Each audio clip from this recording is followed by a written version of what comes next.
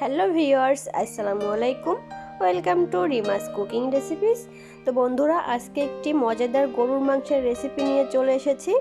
আমরা তো কম বেশি অনেক রকমের রান্না খেয়েছি, তো আজকে আমি অল্প সময়ে ঝটপট ভিন্ন স্বাদের একটি গরুর মাংসের রেসিপি নিয়ে আপনাদের সঙ্গে শেয়ার করব। আর এটা খেতে খুবই মজা হয়েছিল, আর এর টেস্টটাই অন্যরকম, ফ্লেভারটাই অন্যরকম। তো চলুন এই রেসিপিটি আমি কিভাবে তৈরি করি সেটাই আজকে আপনাদের সঙ্গে শেয়ার করব। তো এর জন্য আমি এখানে কিন্তু প্রায় 15 থেকে 20টার মতো শুকনো মরিচ নিয়েছি।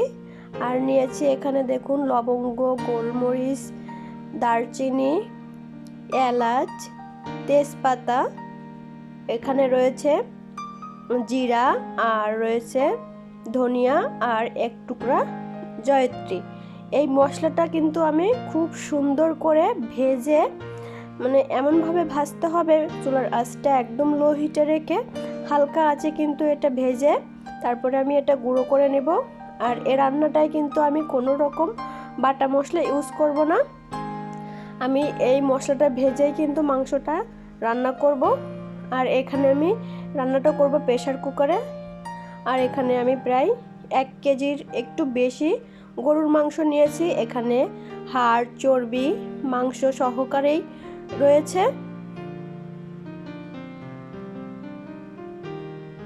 তো দেখুন, মাংসগুলো কিন্তু আমি খুব সুন্দর করে ধুয়ে পরিষ্কার করে পানি ঝরিয়ে নিয়েছি। এখানে দিয়ে দিয়েছি 1 কাপ পরিমাণ পেঁয়াজ কুচি,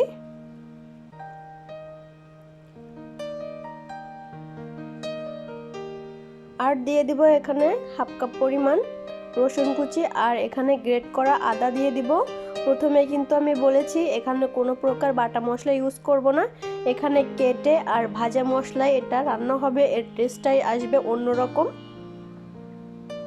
এখন দিয়ে দিব স্বাদ মতো লবণ,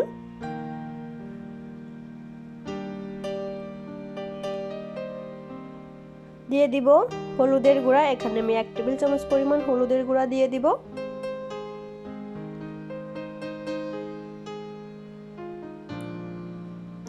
আর দিয়ে দিব পরিমাণ মতো সয়াবিন তেল। যেহেতু মাংসের তেলের পরিমাণ একটু বেশি রয়েছে, সেজন্য কিন্তু আমি তেলটা একটু কমিয়ে দিয়েছি। আর এই মশলার সঙ্গে মাংসটা খুব ভালো মতো মিশিয়ে নিব। মিশিয়ে সামান্য পরিমাণ একটু পানি দিয়ে প্রেসার কুকারের ঢাকনাটা আমি আটকিয়ে দিব। আটকিয়ে দিয়ে কিন্তু আমি এটা 2টা সিটি দিয়ে দিব। 2টা সিটি দিয়ে চুলাটা অফ করে দিব। তারপর 15 মিনিট পর কিন্তু আমি ঢাকনাটা খুলব। প্রেসারটা যখন ঠিক হয়ে যাবে তখন কিন্তু এটা খুলতে হবে। দেখুন, আমি কিন্তু এটা খুলে নিয়েছি, আর এর থেকে কিন্তু বেশ অনেকটা পরিমাণ পানি বের হয়ে এসেছে, যেহেতু এখানে আমি মেখে মাংসটা বসিয়ে দিয়েছি, আর মাংসের পানিটা কিন্তু বেরিয়ে এসেছে। এখন খুব ভালো মতো এই পানিটা আমি একটু শুকিয়ে নিব। 5 থেকে 10 মিনিট কিন্তু হাই হিটে এটা কষিয়ে নিব। আর যে আমি মশলাটা ভেজে নিয়েছিলাম সেটা কিন্তু আমি এটা ব্লেন্ডারে কিন্তু গুঁড়ো করে নিয়েছি। এখন এই মশলাটা কিন্তু আমি পুরো দিয়ে দিব, দিয়ে কিন্তু আমি আবারও 10 মিনিট ধরে এটা কষিয়ে নিব। আর এভাবে একবার হলেও মাংস রান্না করে খেয়ে দেখবেন, এতটা মজা হয় যে ভুলতেই পারবেন না। তো আমি কিন্তু এখানে কোনো গুঁড়ো মশলা ইউজ করিনি, সব কিন্তু গোটা মশলা ভেজে ইউজ করেছি। দেখুন, মশলার কালারটা খুব সুন্দর হয়েছিল, আর যখন আমি রান্না করছিলাম এত সুন্দর একটা স্মেল বের হচ্ছিল, আপনাদের সঙ্গে কি আর বলবো। আর কালারটা দেখুন, জাস্ট ওয়াও। এখন আমি এখানে কয়েক টুকরা আলু দিয়ে দিব। আলু দিয়ে কিন্তু আমি আবারও বেশ কিছুক্ষণ কষিয়ে নিব, এতে করে আলুর ভিতরে মশলাটা খুব সুন্দর মতো ঢুকে যাবে, আর আলুটা খেতে কিন্তু বেশ ভালোই লাগবে। তো বেশ কিছুক্ষণ কিন্তু আমি আলুর সঙ্গে কষিয়ে নিয়েছি, আর দেখুন কত সুন্দর তেল বেরিয়ে এসেছে।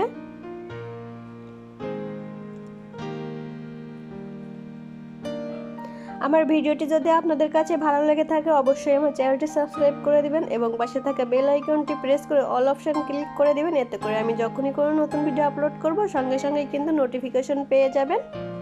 আর যারা ফেসবুক পেজ থেকে দেখছেন অবশ্যই আমার পেজটা ফলো করে লাইক দিয়ে দিবেন।